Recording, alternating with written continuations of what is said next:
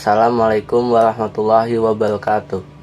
Kami dari kelompok 2 akan membahas mengenai organisasi multinasional. Yuk disimak lebih lanjut. Pertama di sini ada pengertian organisasi multinasional, yaitu perusahaan atau organisasi yang beroperasi di lebih satu negara dengan kantor pusat biasanya berada di satu negara dan memiliki cabang atau anak perusahaan di negara lain, serta melakukan penjualan internasional dan manajer serta pemiliknya berasal dari berbagai negara. Contohnya kayak Unilever, Gojek, dan lain-lain. Selanjutnya ada tujuan perusahaan multinasional. Yang pertama, akses ke biaya produksi yang lebih rendah. Misalnya, perusahaan ini mencari negara yang produksinya lebih rendah, kayak bahan bakunya, tenaga kerjanya, dan lain-lain. Kemudian dekat pasar internasional yang dituju. Produksi atau kantor cabang di dekat pasar internasional yang dituju, perusahaan dapat lebih mudah memahami kebutuhan dan preferensi konsumen di negara tersebut. Selanjutnya, akses ke tenaga kerja lebih luas. Jadi, perusahaan ini mencari tenaga kerja yang lebih kompeten di negara tujuan si perusahaan ini. Misalnya di negara perusahaan asal, pekerjanya kurang kompeten. Jadi, si perusahaan ini mencari tenaga kerja di tempat lain. Kemudian menghindari tarif. Jadi perusahaan multinasional ini kan misalnya kalau berdiri di negara lain tidak dikenakan impor gitu. Jadi perusahaan lebih kompetitif dalam menjalankan usahanya. Selanjutnya, saya akan menjelaskan mengenai karakteristik perusahaan multinasional. Yang pertama, memiliki cabang atau anak perusahaan di negara lain. Hal ini karena perusahaan multinasional tidak bisa hanya berdiri dari satu negara saja untuk bisa beroperasi di berbagai negara. Yang kedua, penggunaan teknologi yang canggih. Dengan penggunaan teknologi yang canggih, menandakan bahwa perusahaan tersebut selalu mengikuti perkembangan zaman, sehingga peralatannya akan selalu diperbarui. Ketiga, memiliki kontrol yang baik terhadap modal. Modal perusahaan merupakan aspek keuangan yang paling penting dalam sebuah perusahaan. Hal ini yang membuat kontrol terhadap modal sangatlah penting pada sebuah perusahaan multinasional. Yang keempat, sistem manajemen dan distribusi secara global. Perusahaan multinasional sudah pasti memiliki sistem manajemen dan juga distribusi secara global. Tanpa adanya sistem yang besar yang mencakup antar negara, sebuah perusahaan tidak bisa mendapat gelar perusahaan lintas negara karena belum mampu mengirimkan barangnya ke negara lain. Yang kelima, visi dan misi perusahaan multinasional yang mendunia. Karena bergerak dalam lingkup yang mendunia, perusahaan multinasional sudah pasti memiliki visi misi yang sangat besar. Visi dan misi dari perusahaan besar tidak hanya untuk menjadikan perusahaan mereka sukses dengan keuntungan sebesar-besarnya saja, seperti layaknya perusahaan biasa. Yang keenam, Multinational Internationally Owned Enterprise atau MOE. MOE berfokus kepada kepemilikan usaha dari satu induk perusahaan saja. Selanjutnya, dari satu induk perusahaan tersebut akan terdapat penyebarluasan ke berbagai cabang produksi yang berada di negara lainnya. Dan yang ketujuh, Multinational Financial Control Enterprise atau MCE. MCE memiliki fokus terhadap bagaimana permodalan dan juga pembiayaan dari setiap kegiatan yang perusahaan lakukan. Sebagai perusahaan lintas negara, setiap kegiatannya akan mendapat pengawasan dari berbagai pihak oleh lebih dari satu negara. Selanjutnya yaitu jenis perusahaan multinasional. Yang pertama, perusahaan terdesentralisasi, yaitu perusahaan yang membiarkan setiap kantor atau cabangnya mengelola bisnis lokalnya sendiri tanpa harus dikendalikan oleh kantor pusat. Yang kedua, perusahaan global terpusat. Perusahaan multinasional yang memiliki pusat administrasi utama atau pusat pengendalian di negara asalnya. Dalam model ini, keputusan utama dan kontrol strategis dilakukan dari kantor pusat, sementara operasi bisnis mungkin tersebar di berbagai negara. Jenis perusahaan multinasional yang ketiga yaitu divisi internasional suatu korporasi. Bagian dari perusahaan multinasional yang bertanggung jawab atas semua operasi internasional. Struktur ini memfasilitasi pengambilan keputusan bisnis dan aktivitas umum di pasar lokal dan luar negeri. Dan yang keempat, perusahaan transnasional, yaitu struktur anak perusahaan induk, di mana perusahaan induk mengawasi operasi anak perusahaan di luar negeri dan di negara asalnya. Anak perusahaan dapat menggunakan aset induknya seperti data penelitian dan pengembangan. Baik, selanjutnya saya akan menjelaskan terkait dengan dampak positif dan negatif dari perusahaan multinasional. Adapun dampak positif dari perusahaan multinasional yang pertama yaitu sebagai sumber devisa dan pajak. Investasi yang dilakukan perusahaan multinasional di dalam negeri biasanya akan membantu untuk memberikan sumber devisa dan pendapatan yang berupa pajak bagi negara. Keuntungan dari produksi perusahaan multinasional akan dikenakan pajak, dan dari pengenaan pajak tersebut akan menjadi sumber pendapatan bagi pemerintah daerah maupun pemerintah pusat. Dampak yang kedua yaitu menyediakan lowongan pekerjaan, di mana perusahaan multinasional akan menghasilkan lowongan pekerjaan bagi negara tempat investasi karena kebanyakan karyawan akan direkrut dari penduduk setempat. Dampak yang ketiga yaitu transfer teknologi. Perusahaan multinasional akan membawa teknologi dan metode produksi yang lebih canggih dan baru ke negara tempatnya, di mana para pekerja akan dilatih untuk menggunakan teknologi baru dan teknik produksi, serta perusahaan lokal akhirnya juga akan mendapat manfaat dari teknologi baru ini. Dampak positif yang terakhir yaitu pilihan produk yang meningkat. Perusahaan manufaktur multinasional akan menghasilkan dan menjual produk untuk pasar lokal dan juga untuk ekspor, sehingga penduduk setempat akan memperoleh bentuk pilihan barang dan jasa yang lebih luas dan dengan harga yang lebih rendah daripada barang lain yang harus diimpor.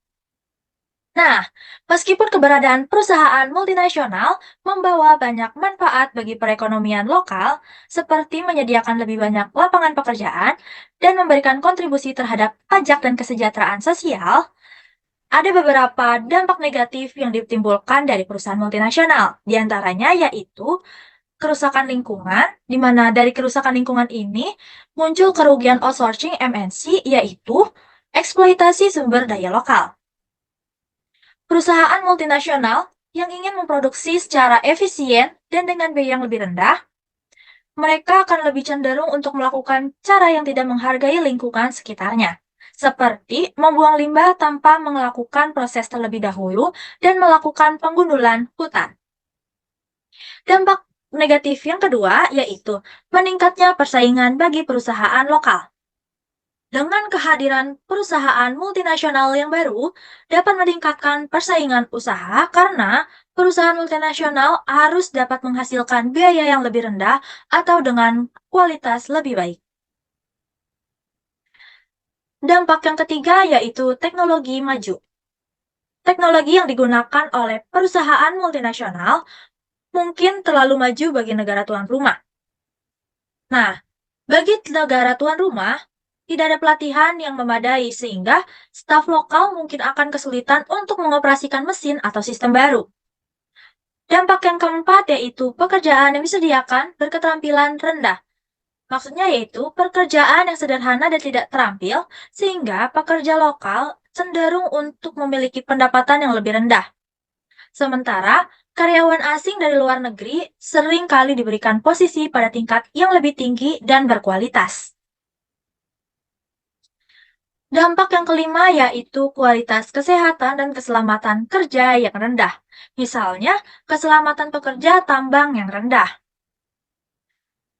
Dampak yang keenam yaitu ekspor keuntungan. Perusahaan multinasional akan mengembalikan keuntungan kembali kepada para pemilik modal di negara asal mereka, sehingga memberikan sedikit keuntungan finansial bagi negara tuan rumah. Dampak selanjutnya yaitu dampak budaya dan sosial. Banyak perusahaan dan produk asing dapat merubah adat istiadat dan budaya tradisional setempat.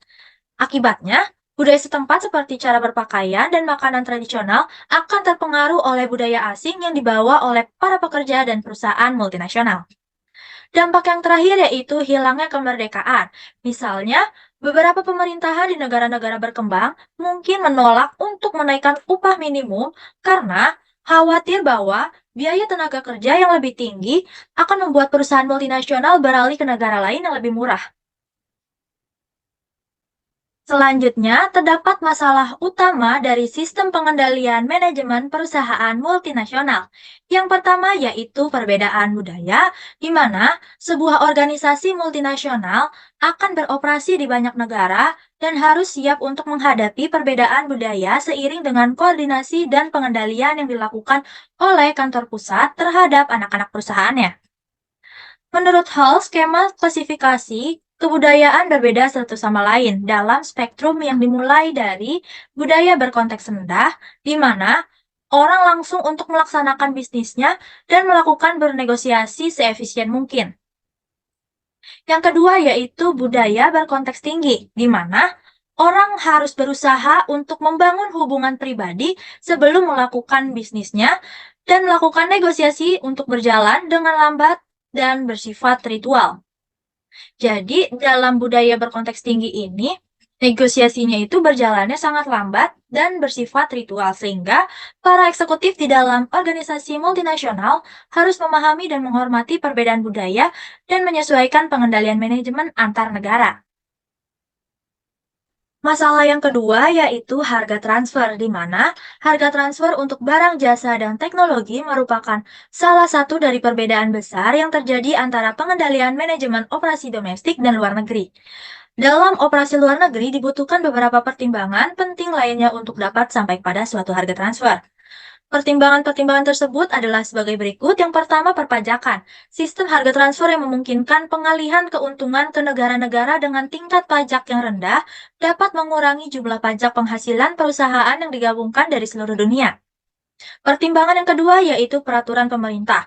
Apabila tidak ada peraturan dari pemerintah, maka perusahaan akan menetapkan harga transfer untuk meminimalkan laba kena pajak di negara-negara dengan tingkat pajak penghasilan yang tinggi. Pertimbangan yang ketiga yaitu tarif, di mana tarif seringkali dipungut berdasarkan persentase tertentu dari nilai impor suatu produk. Semakin rendah harganya, semakin rendah pula tarif yang akan dikenakan. Timbulnya tarif biasanya memiliki hubungan terbalik dengan timbulnya pajak pendapatan di dalam harga transfer. Pertimbangan yang keempat yaitu pengendalian devisa. Dalam kondisi ini, harga transfer yang lebih rendah memungkinkan anak perusahaan untuk memasukkan komoditas tersebut dalam jumlah yang lebih besar. Pertimbangan yang kelima yaitu akumulasi dana, di mana perusahaan mungkin ingin mengakumulasi dananya di satu negara tertentu daripada di negara lain. Harga transfer adalah salah satu cara untuk mengalihkan dana tersebut ke dalam atau keluar negara tertentu. Pertimbangan yang keenam yaitu joint venture. Joint venture dapat memberikan komplikasi tambahan dalam harga transfer, di mana sebuah induk perusahaan akan membeli sejumlah besar kepentingan minoritas anak perusahaan di negara lain, dengan maksud untuk menghindari perselisihan tentang harga transfer. Selanjutnya saya akan membacakan mengenai masalah utama sistem pengendalian manajemen perusahaan multinasional. Yang terakhir yaitu perbedaan nilai tukar mata uang. Arus kas perusahaan domestik diukur dalam dolar dengan nilai stabil, sementara perusahaan multinasional memiliki arus kas dalam berbagai mata uang yang dimilikinya berfluktuasi terhadap dolar. Hal ini mempersulit pengukuran kinerja anak perusahaan dan manajemen karena paparan terhadap perubahan nilai tukar termasuk translasi, transaksi, dan faktor ekonomi. Di slide ini saya akan membacakan contoh perusahaan multinasional. Yang pertama ada Indofood, yang kedua ada Gojek, yang ketiga ada Garuda Food, dan yang keempat ada Epson. Di slide terakhir ini saya akan membacakan mengenai kesimpulan. Organisasi multinasional adalah perusahaan yang beroperasi di lebih dari satu negara dengan cabang atau anak perusahaan di negara lain. Mereka memainkan peran penting dalam perekonomian global, menyediakan sumber pendapatan pajak bagi negara dan membuka peluang kerja. Namun mereka juga menghadapi tantangan seperti perbedaan budaya, harga transfer, dan fluktuasi nilai tukar mata uang. Dampak positifnya termasuk menyediakan lapangan pekerjaan dan transfer teknologi. Sementara dampak negatifnya mencakup kerusakan lingkungan dan persaingan tidak sehat bagi perusahaan lokal. Sistem pengendalian manajemen perusahaan multinasional juga mempertimbangkan perbedaan budaya, harga transfer, dan perubahan nilai tukar mata uang. Di sini saya akan membacakan studi kasus latar belakang dari Xerox Corporation menghadapi tantangan dalam mengelola harga transfer multinasional dan perdagangan valuta asing. Kebijakan perusahaan ini sangat penting bagi perusahaan global seperti Xerox karena mempengaruhi kinerja dan perencanaan strategis perusahaan. Xerox menetapkan dua metode harga transfer yang berbeda. Yang pertama, metode full cost standar untuk transaksi domestik dan metode arm's length untuk transaksi internasional. Sistem ini dirancang fleksibel untuk merespon tekanan pasar dan persaingan global. Untuk transaksi domestik, efek harga transfer tereliminasi saat konsolidasi, fokus pada pencapaian target kinerja unit. Sementara itu, transaksi internasional lebih rumit karena melibatkan perbedaan entitas hukum, otoritas pengaturan, dan nilai tukar. Harga transfer berbasis pasar sesuai dengan aturan pajak Amerika Serikat dan OECD memberikan margin bagi unit penjual dan pembeli untuk bersaing di pasar lokal. Selanjutnya ada tantangan yang dihadapi oleh Xerox. Yang pertama yaitu faktor eksternal, perubahan dalam bea, regulasi negara, dan inflasi atau deflasi lokal yang tidak terantisipasi bisa mempengaruhi kinerja perusahaan. Yang kedua ada yang nilai tukar. Perubahan nilai tukar asing dari 3-5% menjadi tanggung jawab manajer luar negeri. Namun perubahan itu menjadi permasalahan bagi perusahaan. Yang ketiga ada pengelolaan resiko. Untuk mengelola resiko, Xerox menggunakan nilai tukar Amerika Serikat dan lokal untuk mengukur kinerja unit luar negerinya. Dengan dolar Amerika Serikat sebagai mata uang konsolidasi, negosiasi harga transfer dilakukan jika ada perubahan dalam situasi persaingan atau variabel ekonomi. Evaluasi kinerja unit dan manajer menggunakan statistik operasional untuk mengurangi tekanan dari faktor eksternal yang tidak terkontrol. Di slide selanjutnya ada implementasi dan evaluasi. Yang pertama, negosiasi harga transfer. Baik harga transfer domestik maupun multinasional dinegosiasikan jika ada perubahan dalam situasi persaingan atau variabel ekonomi seperti nilai tukar, pajak, dan bea. Yang kedua ada penggunaan statistik operasional untuk mengevaluasi kinerja unit dan manajernya, mengurangi tekanan dari faktor-faktor eksternal yang tidak terkontrol.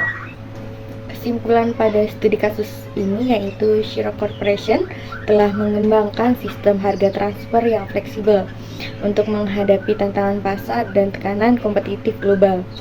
Dengan menghadapi metode yang berbeda untuk transaksi domestik dan internasional serta melakukan negosiasi dan evaluasi secara berkala, Xerox mampu mengelola risiko dan mempertahankan kinerja operasional yang kuat.